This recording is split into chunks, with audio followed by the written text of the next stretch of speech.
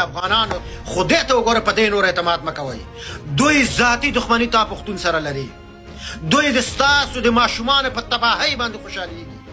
دوی د ستاسو په بربادولو باندې خوشحالېږي او دی په تاریخ کې ثابته کړې ده ګران افغانانو.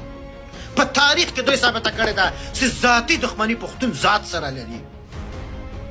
پوه شوې؟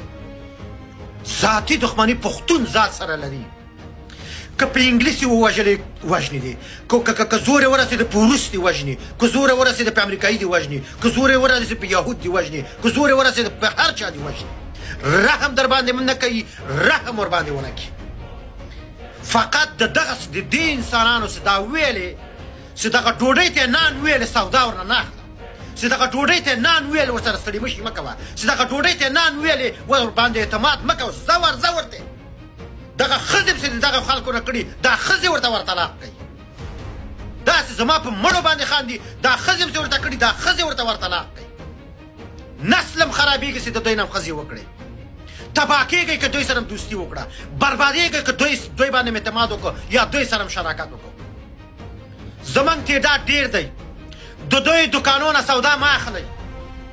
چېرته چې د دوی دوکان و د دوی نه سودا مه اخلئ. دوی سره شراکت، دوی سره رفاقت، دوی سره دوستی، دوی سره خپلولي مه کوئ ځکه دوی ظالمان دي.